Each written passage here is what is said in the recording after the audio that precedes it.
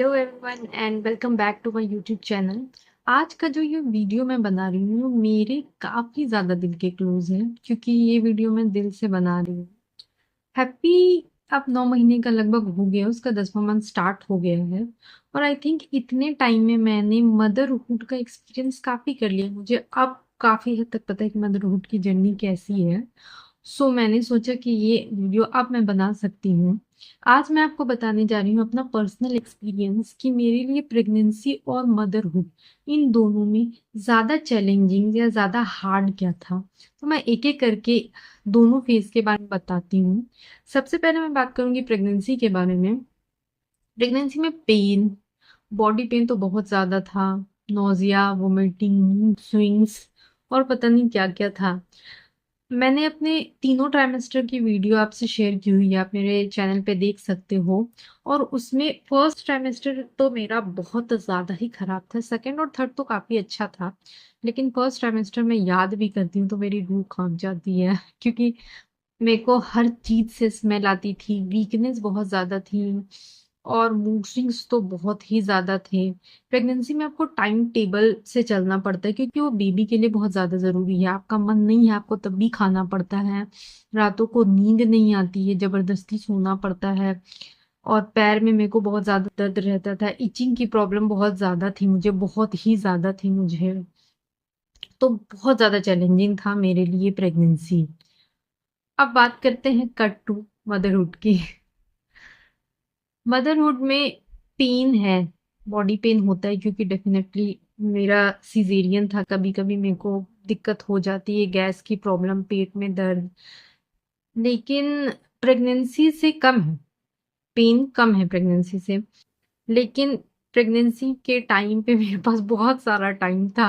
अब मेरे पास टाइम बिल्कुल नहीं है, ना खाने का टाइम, ना पीने पानी पीने का टाइम, ना चाय पीने का टाइम, किसी चीज़ का नहीं है। और सोना वो तो भूल ही जाओ। मतलब पहले मैं 12-12 घंटे सो जाती थी और अब मेरा ऐसा है कि मैं पूरे वीक में भी अगर 12 घंटे सो जाऊं इम्पॉसिबल। तो पॉसिबल नहीं होता है ये। दूसरी बात करें तो प्रेगनेंसी में डेफिनेटली पेशेंस कई बार मैं खो देती थी लेकिन अब पेशेंस के साथ चलना पड़ता है क्योंकि जिसके साथ आप डील कर रहे हो ना वो बहुत छोटा है, वो ये नहीं समझता है कि आपको गुस्सा आ रहा है।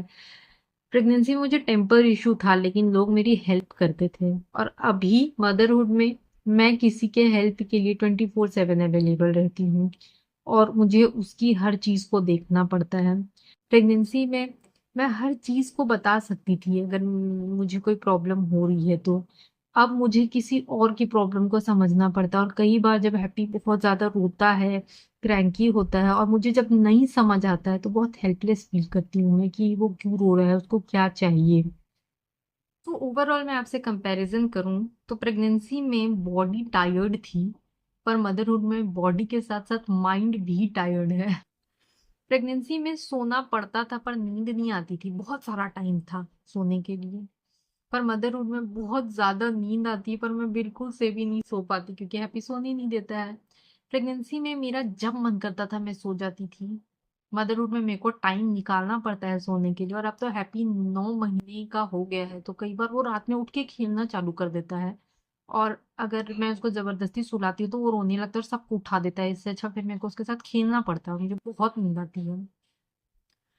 प्रेगनेंसी में मेरे में पेशेंस बहुत कम था, मैं गुस्सा हो जाती थी लेकिन लोग संभालने के लिए थे, लोग मेरी बातों को सुन लेते थे। अब मुझे उसकी बात सुननी पड़ती है और पेशेंस रखना पड़ता है। बहुत गुस्सा आता है कई बार लेकिन पेशेंस रखना पड़ता है। प्रेगनेंसी में बाकी सब चीज थी, मैं परेशान थी बट एक होप थी कि चलो ठीक है डिलीवरी हो जाएगी उसके बाद मैं आराम से सोऊंगी। पर क्या सच में बिल्कुल से भी नहीं। प्रेगनेंसी टेम्पररी थी, मदरहुड परमानेंट कमिटमेंट है जो बहुत ज़्यादा इम्पोर्टेंट है। प्रेगनेंसी में इन सब के साथ साथ एक एक्साइटमेंट भी थी क्योंकि बेबी का किक फील होता था, अंदर कुछ फील होता था कि एक जान है मेरे अंदर। और अल्ट्रासाउंड का वेट होता था क्योंकि मैं उसको फील कर पाती थी। और ये जो मैं इतना ज़्यादा परेशान थी, मुझे पता था कि एक टाइम के बाद ये चीज़ें ठीक हो जाएगी, मुझे एक होप थी। लेकिन मदरहुड में तो ऐसा नहीं है, अब रियलिटी चेक हो मिल चुका है मुझे कि ऐसा कुछ नहीं होने वाला है।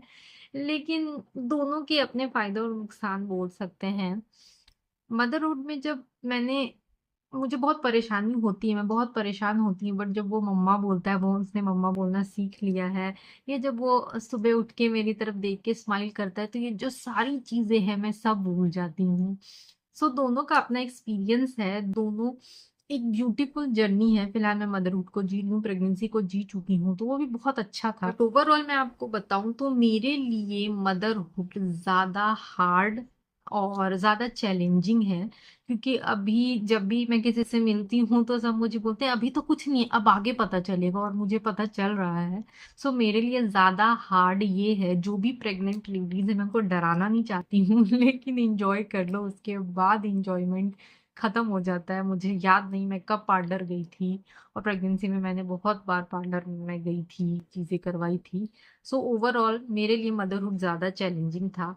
आपके लिए कौन-सा ज़्यादा चैलेंजिंग है, मुझे कमेंट बॉक्स में ज़रूर बताइएगा, और मिलते हैं अपने नेक्स्ट वीडियो में एक ऐसे एक्साइटमेंट टॉपिक के साथ। बाय।